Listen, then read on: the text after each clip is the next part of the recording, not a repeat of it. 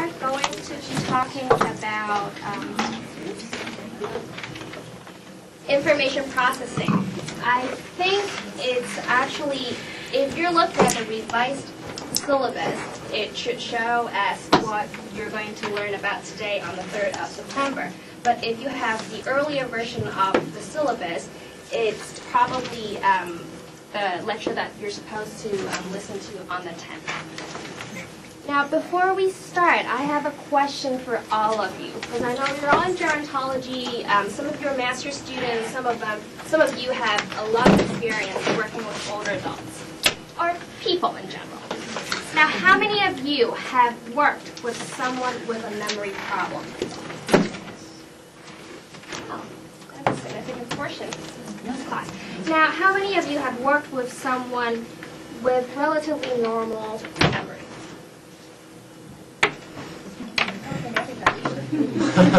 Okay, thank you. So the reason why I'm asking that question is because today we're focusing mostly on what is normal. So when Dr. Knight returns in the future, he's going to talk about some of the more interesting, some of the things that some people find more interesting, such as dementia, depression, related types of memory losses, and so on. I am not going to cover those today. I've worked with a lot of people with memory problems, but today we need to know the basics first. How many of you have taken a psych class before? Well, almost all of you. So maybe some of you can help me out today when I talk about information processing and memory, because this is probably one of the fundamental concepts or constructs that most of you have already had some information or understanding about. Correct? Okay. Now, so the term memory. How can somebody help you define memory? Or what you know about memory? The ability to recall information. Good, thank you. Ability to recall information. That's one aspect of it. Now, what else? When you hear the word memory, what else comes to mind? Events you've experienced. Events you have experienced, very good. We'll give it a label later on today. Events we have experienced. There's a label for those types of memory. Anything else? Recognition of past events, sights, sounds, smells. Okay, very good. So he has mentioned both, yes? There's short-term versus long-term. Short-term and long-term memory, we'll go over those terms and what they mean for some researchers and for some, the general population. Okay. Anything else to add? Otherwise, I'm going to give you what I have on my notes. Now, the term memory can be used to broadly refer to various operations of the mind that involve encoding, storage, retention, and retrieval of information and experiences. So most of you have talked about the recall, the retrieval part of memory, which is what usually comes to mind first. But in order to have something to recall or recognize, you actually need to encode certain information in the environment. So why is memory important to us? Memory is important because what happens when somebody doesn't have memory? You can't survive if you don't have memory. Mm-hmm. In what ways? Why can't people survive without memory? Because you learn from your memories. You learn from your memories. Your behavior sometimes is driven by what you have learned in the past. And it's very important. Like somebody said, it affects our daily functioning and also survival. Now, whether you're young or middle-aged or old, most of us are probably afraid of losing our memory, correct or not? Okay, at some point in life, I'm sure you have, you woke up in the morning and you feel like, oh, I'm losing my memory. That's terrible. Now, during the course of life, there are many different kinds of changes, whether it's biological, behavioral, affective, or cognitive in nature. All those things can affect the way how your memory performance is. Okay? So we're not really going to talk about the biological stuff we will mostly focus on the theoretical, the cognitive, just the basic ideas today. But in the future, especially when he comes back, he will talk a little bit more about how our sensory and perceptual changes may also affect your memory performance. So basically what we'll cover today are some of the basic memory constructs in two of the information processing models existing in the literature. And it's mostly based on the computer metaphor. So information processing, when we talk about that, is about, say, encoding of information, storage, and output, things like that.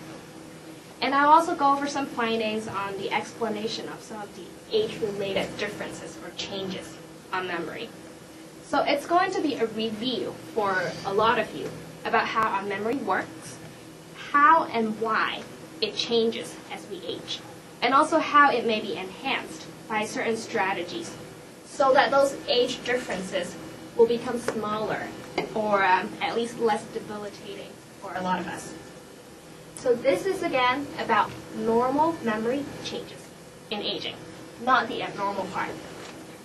And so the goal today, if you refer back to your syllabus, it is for you to understand some of the concepts, psychological theories on memory processing, and research on performance of memory.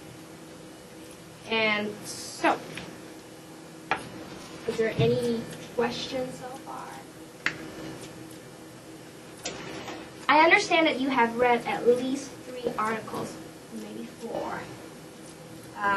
But what, so the Stein paper, I think it was Dumbledore hypothesis paper, and also 2 research articles from the Blue Book.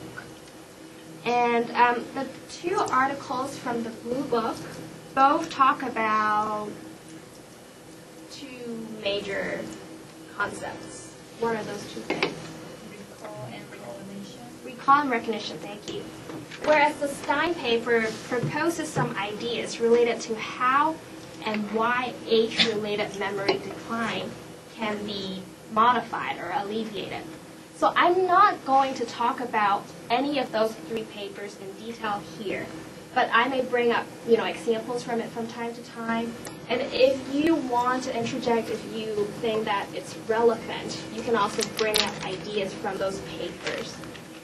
I understand that some of you are probably not very familiar with this type of journal articles, and if you don't understand the methods or the research findings section, it's fine.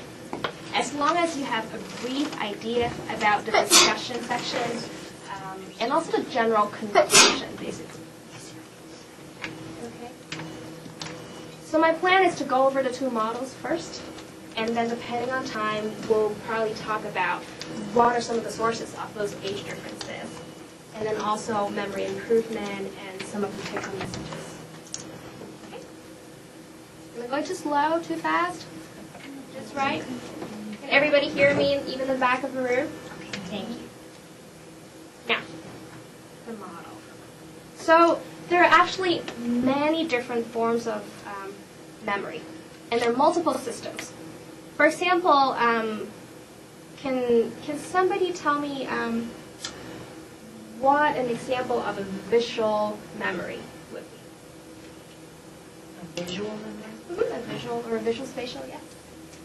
Well, perhaps in childhood, say age 5, you observed a altercation between members of your family. Okay. That could be termed a visual memory. It becomes a visual. I guess I'm referring more to the sensory aspects to it, but there are actually some elements in your example that could be considered as part of your visual memory or visual spatial.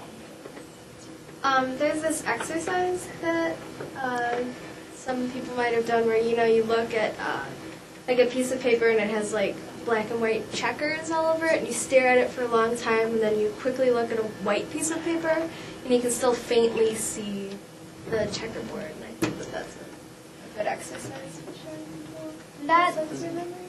That's something that gets stored in the sensory stage, which is